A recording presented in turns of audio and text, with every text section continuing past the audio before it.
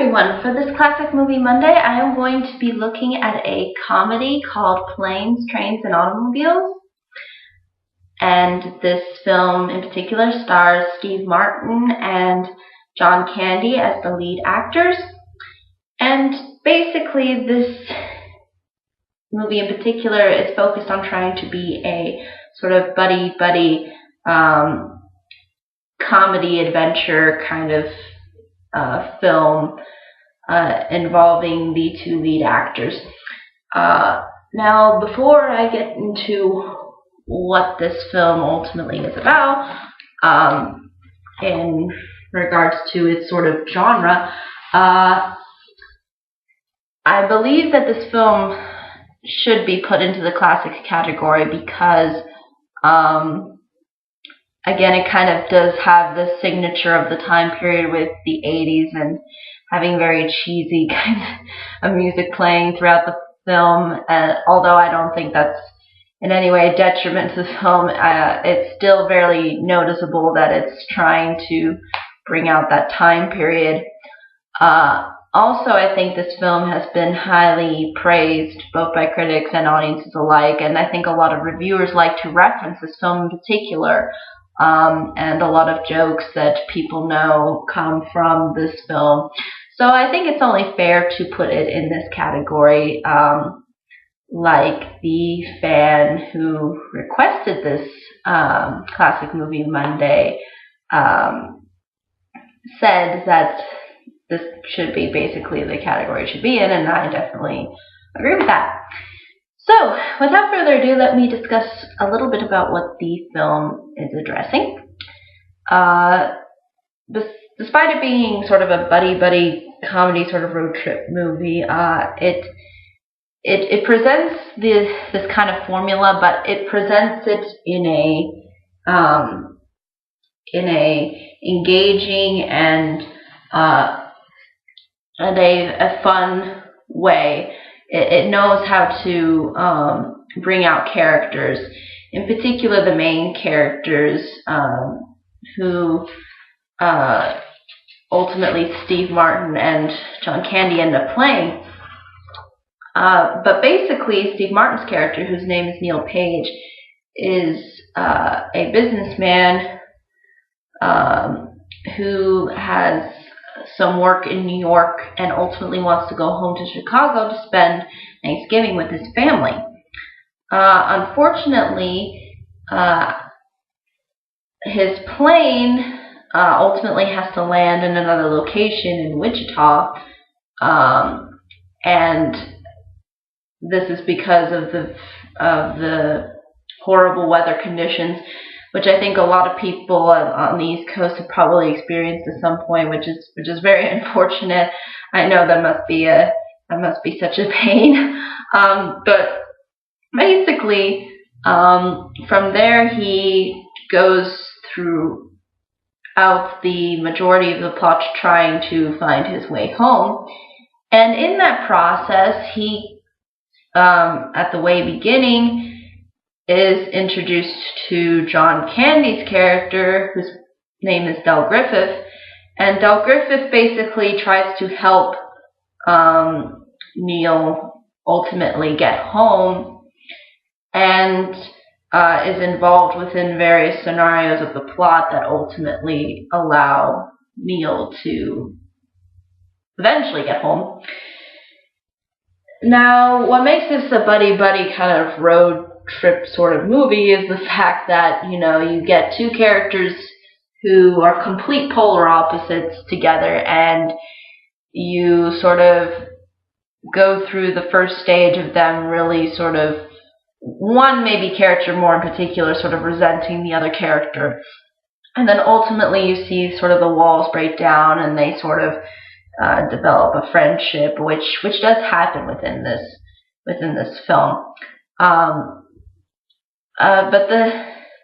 But what's interesting about this setup is that even though it might be seen that to some people it's very formulaic, it's also, I think, still good because it takes its cliches and it brings out the positive and interesting aspects that can come out of such cliches. For example, both Neil and Del Griffith are well developed throughout the film. You sort of see Neil, who is just the everyday family man and who is fairly practical and straightforward, takes life really seriously, is very, I guess articulate, you could say, at times, and he has a low tolerance of I guess being annoyed, and basically he is designed to be the sort of polar opposite of John Candy's character. John Candy's character is very talkative. He's very energetic. He's fairly annoying at times. He's very childlike too. He still has some charm to him. So it's not like he's completely unlikable. It's just there's certain aspects to him that you know are ultimately off, and you kind of sort of see these reasons as the plot sort of carries on, and you kind of understand where he's ultimately coming from, and it really focuses again on John Candy's character sort of going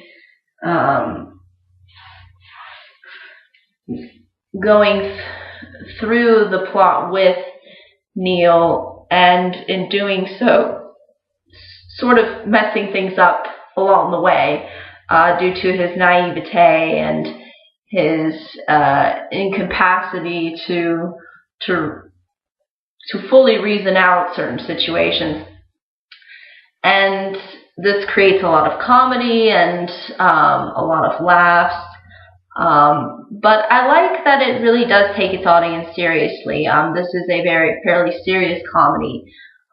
It's not designed to be something like, like Seth MacFarlane's humor. This is not this kind of comedy. It's a very more straightforward comedy, and even though there is still a lot of laughs, there's also a lot of hardships that the characters, in particular Neil as a character, has to go through in order to ultimately get to his final destination. And you really do sympathize with him and his sort of frustration. But you, I think, can also see the kind of go with the flow that John Candy's character has,